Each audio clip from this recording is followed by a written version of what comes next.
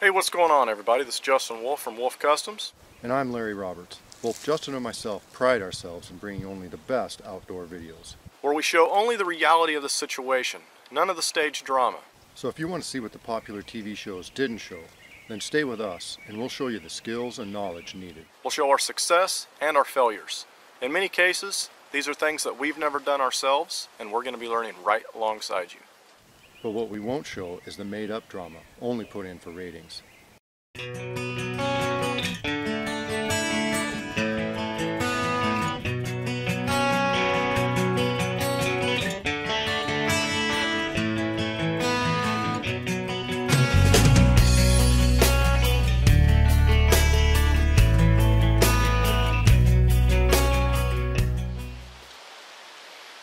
So I think we all understand by now that 90% of the time water is one of our top priorities.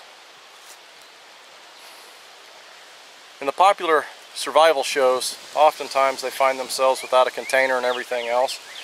They have to make something makeshift. A water source isn't necessarily the problem. It's having means to disinfect it and making it safe to drink. A lot of times it will show them use, like a water bottle or something like that, and boil their water in that water bottle, a plastic water bottle. Well, how many people have actually boiled water in a plastic water bottle? On many occasions, I have pasteurized water in a plastic water bottle, and I've got past videos that show how to do that. But to be honest with you, I've never actually boiled water at all in a plastic water bottle. So that's what I'm going to do today. I'm going to try my best to find a plastic water bottle. Right now I'm at the river, so water is not an issue. I've got plenty of water down here. And I don't think that trying to find a water bottle is going to be that difficult neither, because, well, it's a river. And man's a sloppy human being, so we throw all of our trash, the river washes it, leaves it for us to find. But let's say that I can't find one. I did bring one as a backup just in case, but I'm pretty confident we're going to find something.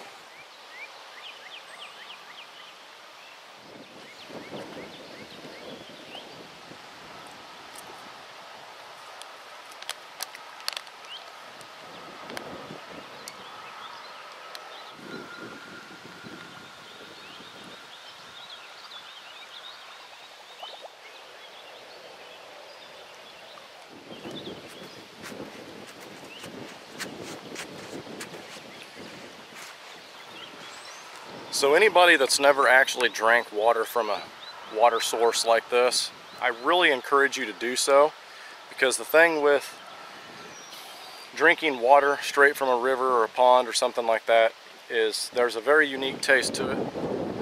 It's definitely not what you buy in the store. It has a very irony taste to it, sometimes a salty taste.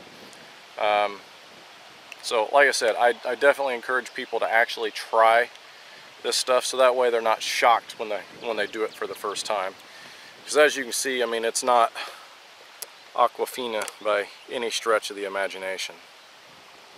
There's sediment and particles and everything else floating around in that thing, but you know what? It's water, it keeps you hydrated.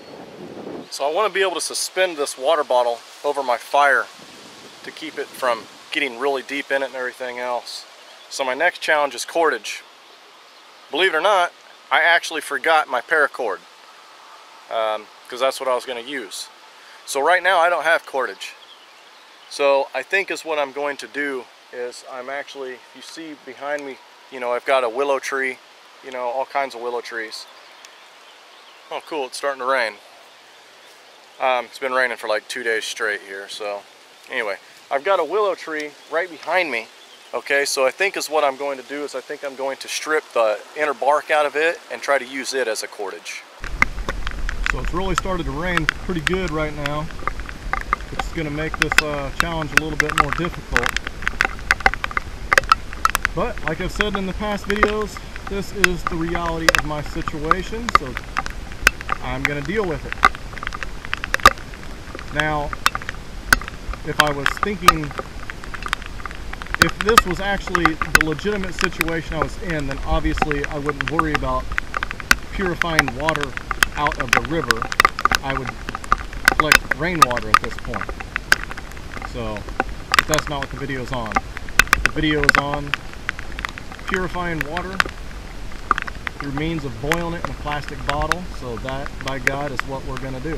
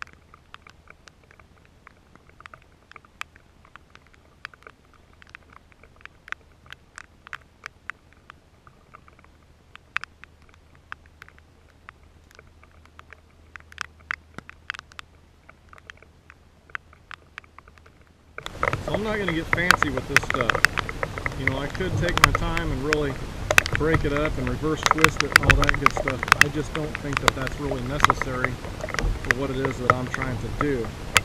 So I am literally just going to break it up in smaller sections and just join them together, flash the top of my bottle, and go that route. This stuff by itself is actually pretty strong. The sap is really running, you know, right now, so this is pretty strong stuff right now.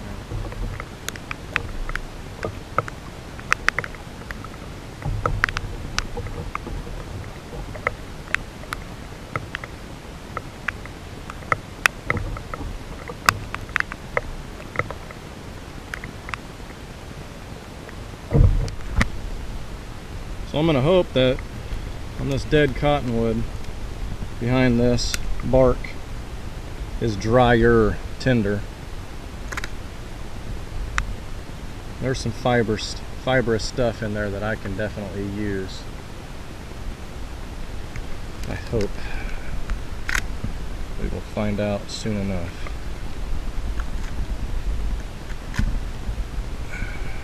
Now as I'm collecting it, I'm going to turn it upside down so that way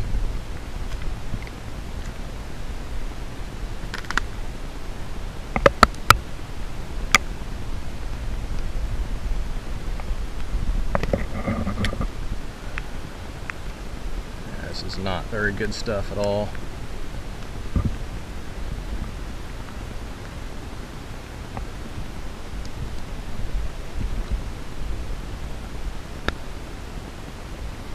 I'm going to take it, but I'm going to search for better, drier stuff as well. So I have this uprooted tree right here. Underneath it, I should be able to find, you know, drier tinder and everything else. The insides of my pockets are actually still pretty dry, so I'm going to stuff some in my pockets, probably stuff some down the front of my pants as well, just to try to help keep dry.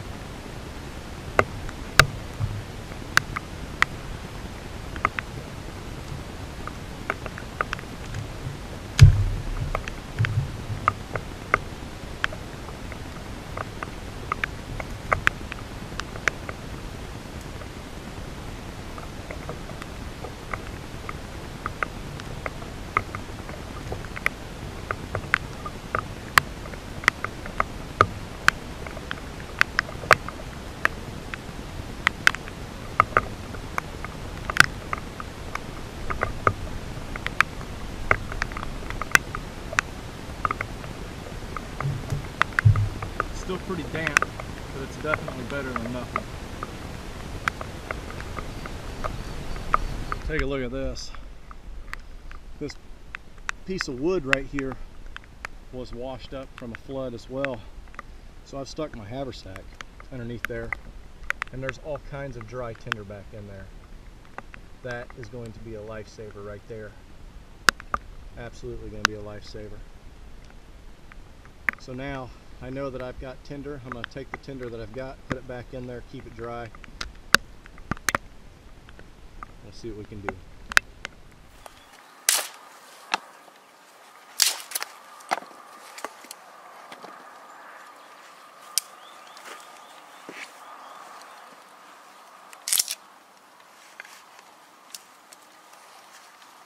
This platform has really been a game changer, that's for sure.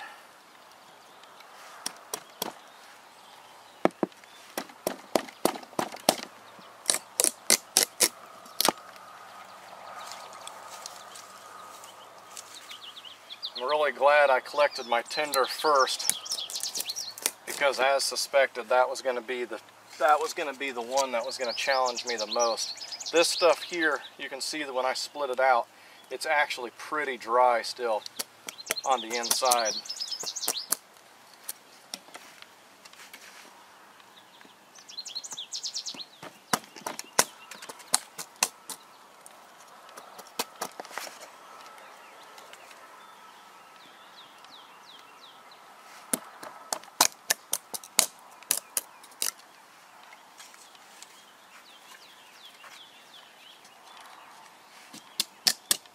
Hopefully the rain's done. It's still sprinkling a little bit, but there for a while it's coming down pretty good.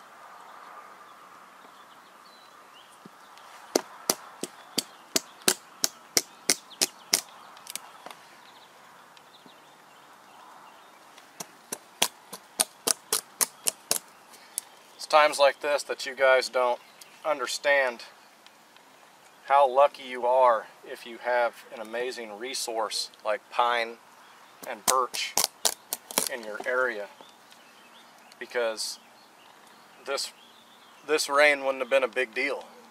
I mean, I've used fat wood and everything else, you know, in situations like this, and I've never failed at getting a fire when using fat wood. So, I mean, you guys that have it, count your lucky stars, that's for sure.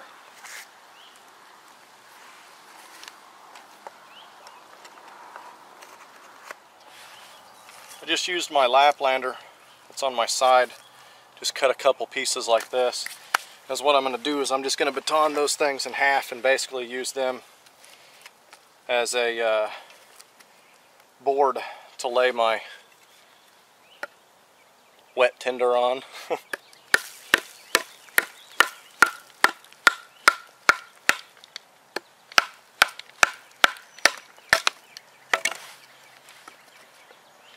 The inside of these is actually still pretty dry too, so I'll probably end up splitting off a bunch of that for my larger wood anyway.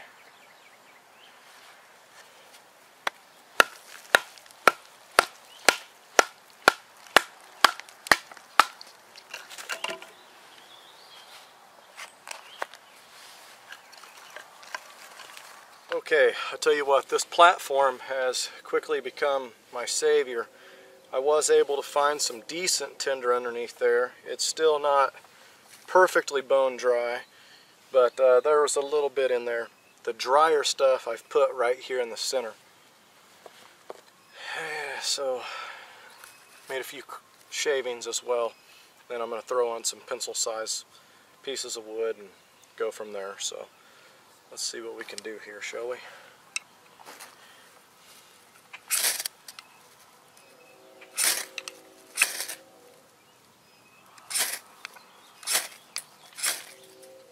Definitely damp.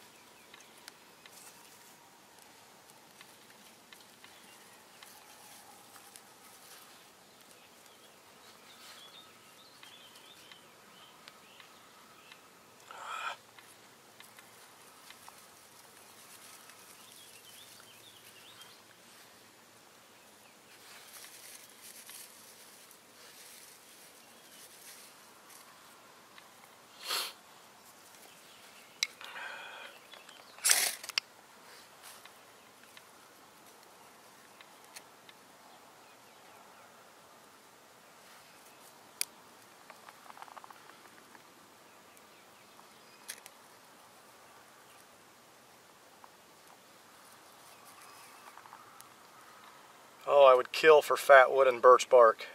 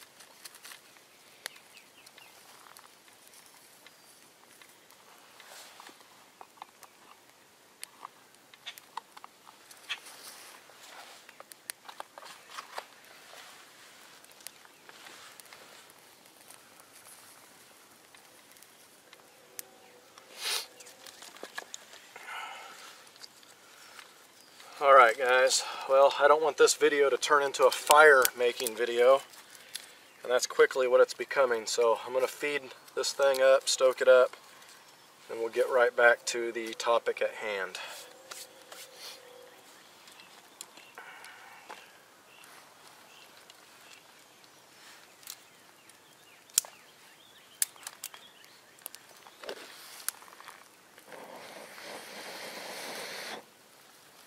Alright, now I'm not going to get fancy with this. I'm just going to put my cordage on a pole like this, and I'm just going to sit here and I'm going to hold it and adjust it by hand.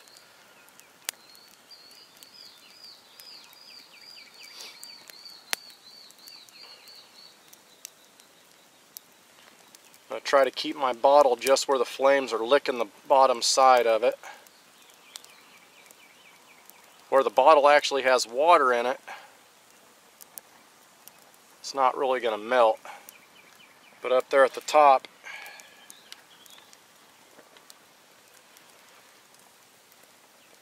it's at risk of melting. You know what? I'm going to go ahead and go get some more water. I'm going to fill this all the way up. I don't care if it splashes out of there whenever it starts to boil over. I don't want that top to melt.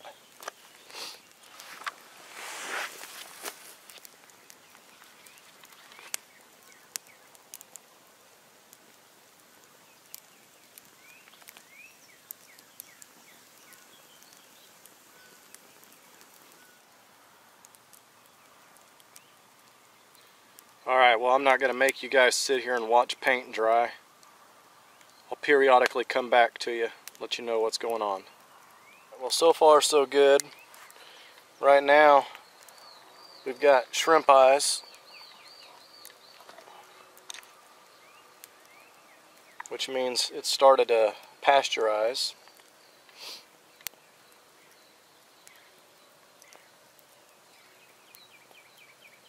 So far we haven't sprung any leaks or anything like that, so we're still in good shape. Okay, just in case I fail, I want to point out to everybody that while this water right now is pasteurizing, if I allow this to sit here and pasteurize the way that it is for about 20 minutes, this water would be safe to drink. And that's normally how I would personally do this. If I was in this particular type of situation, I would pasteurize it and I wouldn't really worry about boiling it. But the video's on boiling, so that's what we're going to do. So it's been well over 20 minutes of sitting here and letting this thing pasteurize. And you can see that right now my cordage is starting to dig into the spout of it and everything else. It's starting to really melt in. My cordage is starting to dry out. So I don't know how much longer this bottle has got. And that's why I personally, if I was doing this, it would just be a pasteurization type thing and not necessarily a boil. Because trying to keep this thing raised and lowered and raised and lowered and raised and lowered, man, it's kind of a pain in the ass is what it is. But we're gonna do it till it fails or till it works, one of the two. Okay, I think we're right on the edge of boiling now. Water's starting to seep out the top and run down the bottom of the bottle. That's not the bottle leaking, that's just water coming out of it.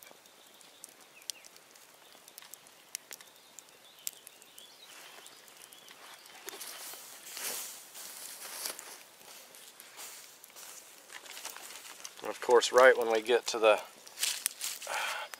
brink of it boiling over, my wood supply goes down.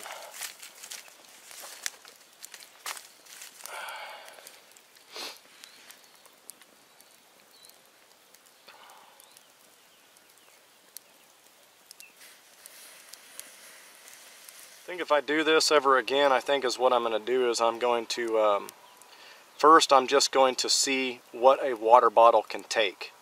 You know, I'm going to see how quickly I can try to do this without making it fail. But I'm trying to take my time and trying to make this to where it doesn't fail, as if I was actually in this situation, you know. Because I think I'm taking my time more so than what I need. Okay, heat's coming up, and I can actually feel my stick starting to vibrate. So I'm on the verge of boiling right now. I can feel it.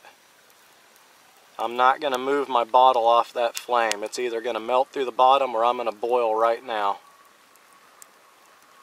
There it comes.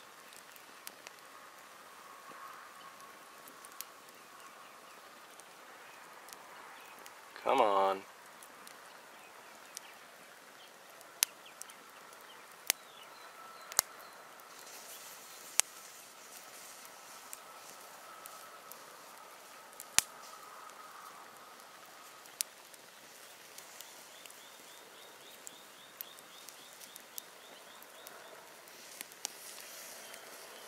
And we've got water boiling over the top now.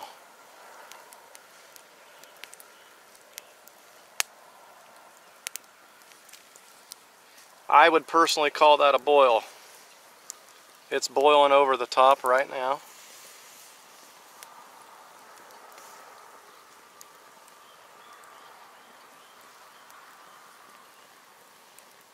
Just going to leave it on there for a few more minutes or seconds and see what really happens here.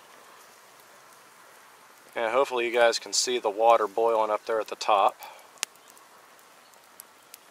So I can't really adjust the camera right now.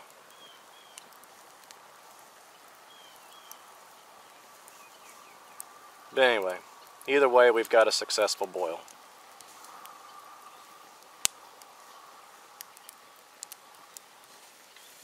Look at it. Now it's really going.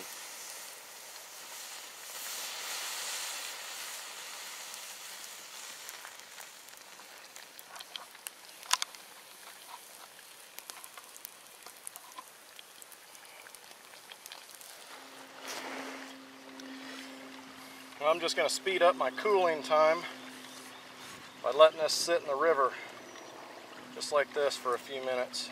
Let it cool down a little bit.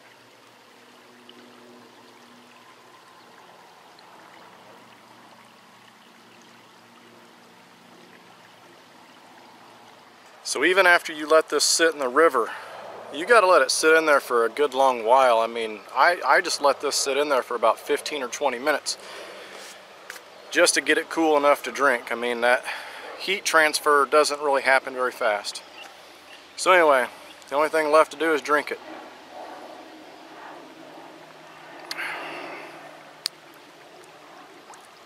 Warm river water. Tastes amazing. If you've never drank it, I encourage everybody to do it because it's got a, like I said, a unique taste, and you got to get used to it.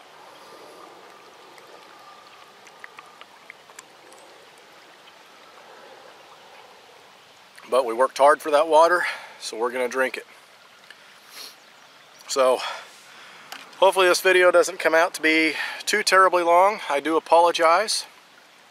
The video was supposed to be on just that water bottle, but as it happened, it started pouring and, well, turned into more of a situation than what it should have. But that is real life.